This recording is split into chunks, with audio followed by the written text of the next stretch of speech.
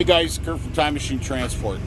I already had this thing taken apart and I was just going to go ahead and change it, but I figured I'd do a video on it. So I put it all back together. This is changing a fuel filter on a Detroit 60 Motors. So this isn't original to the truck. The other one was a big metal housing, but it was cracked. I think it was cracked. I'm not sure. So this piece of shit Chris Edgerton that we had at the shop, I just couldn't luck out with mechanics at the shop. No, this isn't Greg Horsfall. This one's Chris Edgerton. Anyways, he's a big turd too. So I think he had thought it was the reservoir, but he actually cracked the hose when he put it on. So I bought a Fleet Guard, an aftermarket Fleet Guard fuel filter housing, and it had a plunger valve and stuff. It was actually neat, but it still the truck kept smoking and losing power and everything else, and I'm like, damn it. So I'm thinking, okay, well, maybe the Fleet Guard isn't compatible with this truck. So then I went online on eBay and I bought this one used for like $150, I think it was, with the shipping. But it's kind of nice because it came with a drain valve on the bottom, and then it came with this shutoff, and it was used. So I'm on my way to California. I got this tarped piping load picked up in Warren, Ohio last night, and I've been keeping an eye on this fuel filter.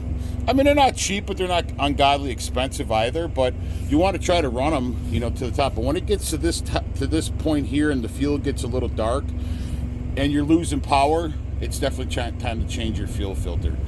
You should be able to read this nomenclature on here clear. This should be clear in here. Anyways, I noticed last night, because I'm about a little over 45,000 pounds on the deck right now, and I noticed when I came out of the shipper last night that I was losing some power, and I'm like, yeah, it's time to change it. So I already had it all pulled apart, and I was like, man, you know what, just do a freaking video on it. So anyways, but it's super easy, man. I mean, and I know some people are like, oh, dude, it's a fuel filter, man. Then don't watch or go fuck yourself, because I used to not even change my own oil on my pickup truck. So I've done a lot of work in my time. Oh, also I'll do the follow-up video on the compressor that I took out and put did the gasket maker on there, and the fuel pump as well.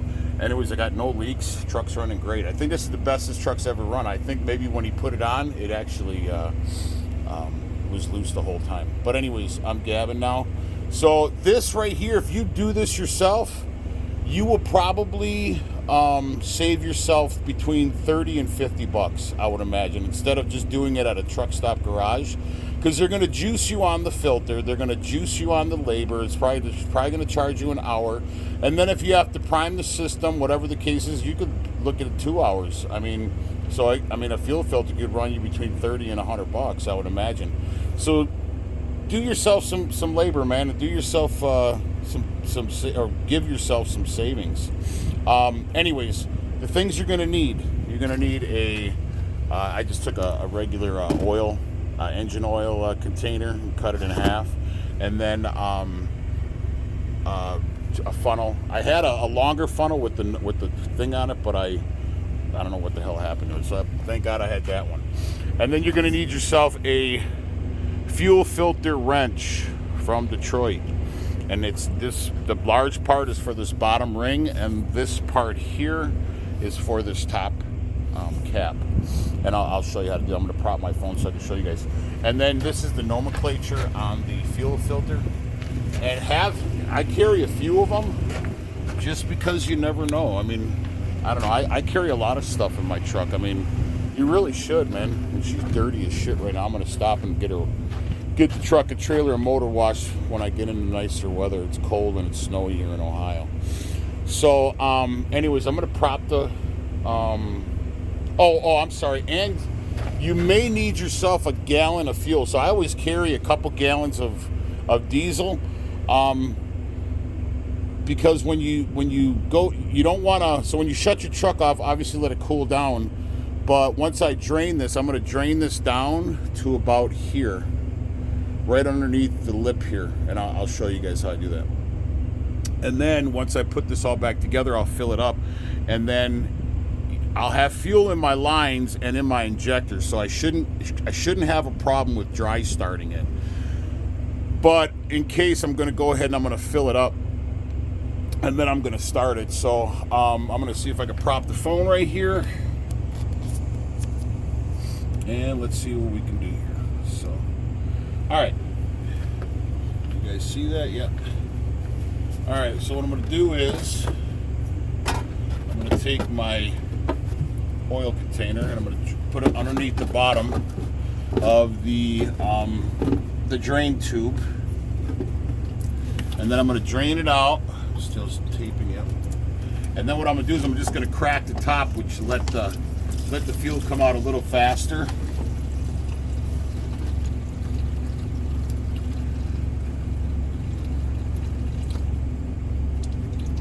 All right, so then once I take off this top, you need to take this off because you have to refill the reservoir. And there's a O-ring underneath this. You're going to want to pull that off. Grab my pocket knife. You're going to want to pop that O-ring off, because if you go to put the new one on and this one's on there, you're going to have a problem. So make sure you remove your old O-ring. And like I said, the other, I was going to do this before I took my shower this morning, and I completely forgot about it. I shut the truck off when I went in to take care of business, and I knew I was going to go ahead and check my fluids and everything, and I knew I was going to do this last night when I stopped, and I was like, I'll just do it in the morning when it's light out. Anyways, I forgot. So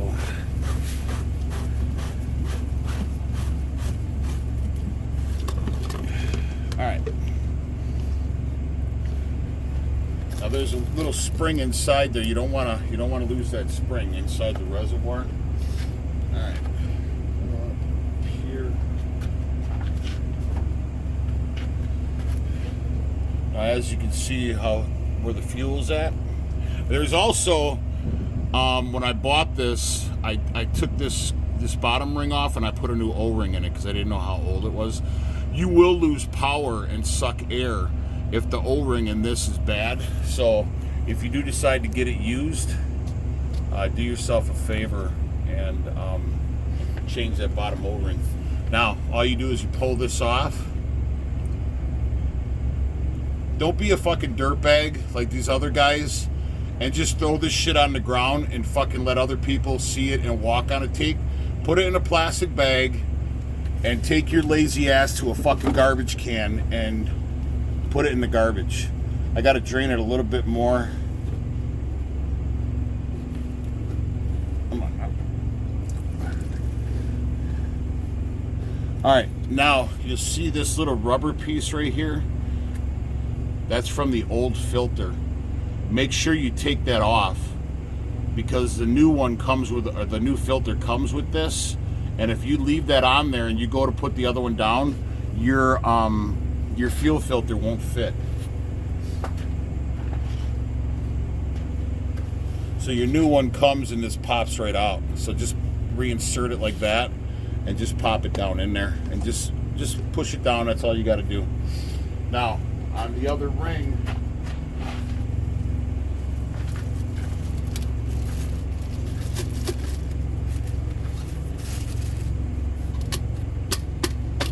there's another O-ring right here. You want to pull that and put a new O-ring on. So like I showed you guys, the new filter comes with both O-rings.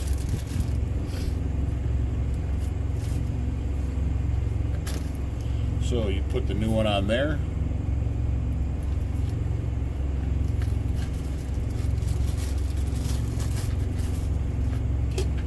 And the other one, so you should probably clean off the bottom of that ring because you get a bunch of slime and residue, dirt, and grime on there. So take a rag and wipe this surface right here, that little lip right there, wipe that.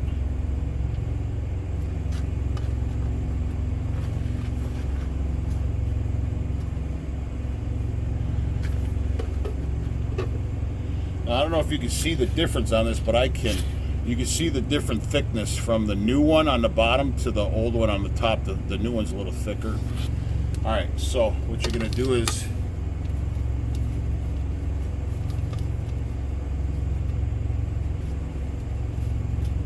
you put the new O-ring right on there.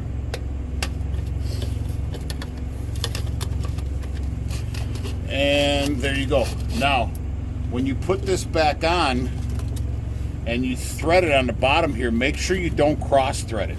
You'll be able to tell if it doesn't go on very easy. If you cross thread this bottom ring or even this top one, you're gonna have a lot of problems. So make sure, don't rush it. It's not a race.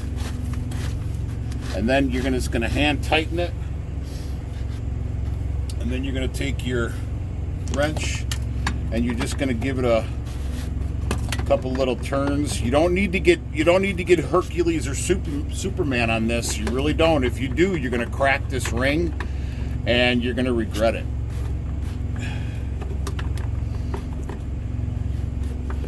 Just get it so it's nice and snug and tight. I mean, you don't want it loose. You definitely don't want it loose, or you're gonna be sucking air and you're gonna be losing power and probably blowing white smoke.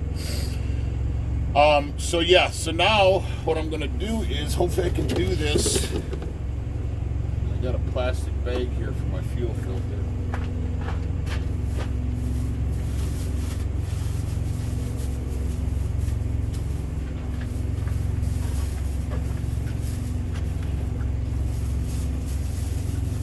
And try to drain as much fuel out of the, let the fuel filter drip as long as you can to get as much fuel out of it. You don't want this shit going into Earth, man, or going into the planet. It's bad enough the amount of contamination and filth and grime and garbage we throw on this planet. We don't need a bunch of extra fuel. Anyways, so then I'm going to try to do this without spilling.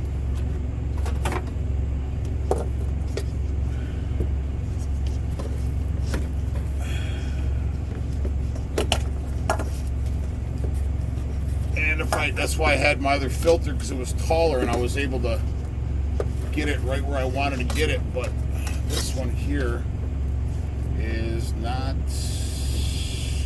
what I really wanted, so I'm probably going to get some splashing. I hope not. Ah, shoot. Come on.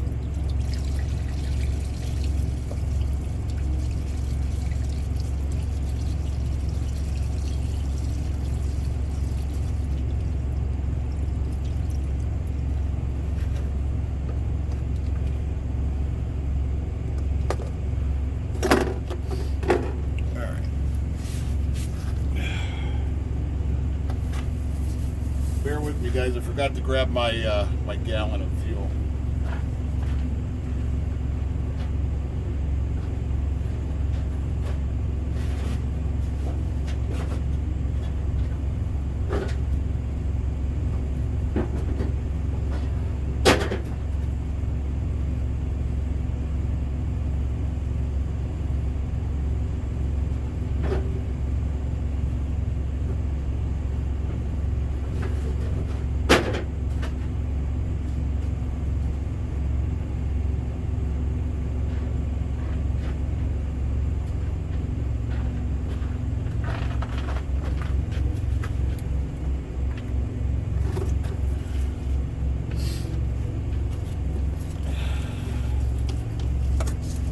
Man, it sucks. I don't have my other frickin' filter, or my other.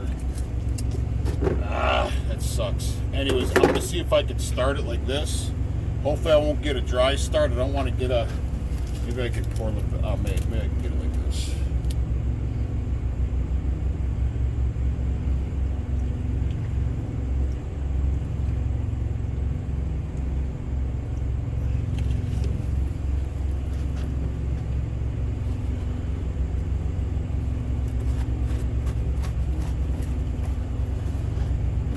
Alright, now I don't see a problem with putting that little contaminated dirty fuel in there, because it's on the outside of the filter anyways. And then this one here, you're just going to Like I said, you don't have to get Superman or Hercules on these, because you're going to regret it. You just want to get it so it's nice and snug. All right, now I'm going to go ahead and see if I can start the truck up, and hopefully she'll start. My truck is freaking filthy. I'm going to get this thing washed before I get to California. It's freaking dirty. Dirty, dirty. Let's see if she starts.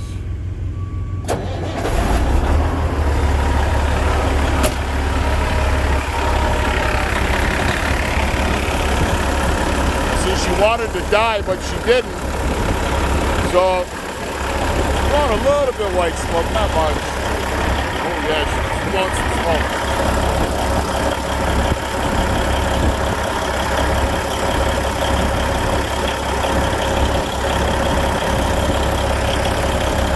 Anyways, it went away pretty much, so she doesn't smoke when I start her. Yeah, this truck does not smoke when I start her, so. But when you change out these filters, you will get some smoke. So don't panic. And you know, if you have that type of fuel filter, you shouldn't have to prime the system, which is nice. So, like you can see, she's no more white smoke. This truck does not smoke. I mean, it's great. It doesn't burn oil or nothing. It's an old truck, but it's trusty.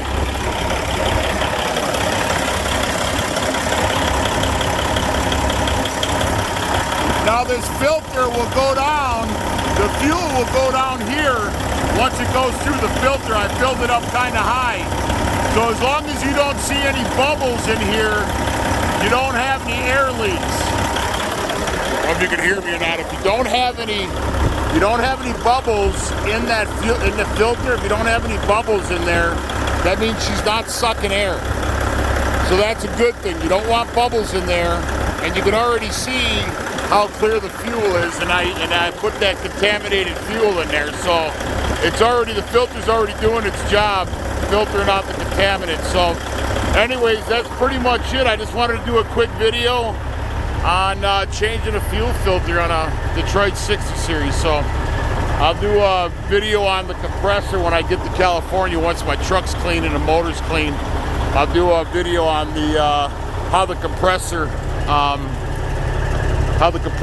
turned out, and no leaks and everything, and the truck's running great. Anyways, please like and subscribe to the channel. Well, first off, I hope this video finds you well. I hope it was informative. Please like and subscribe to the channel. Ciao.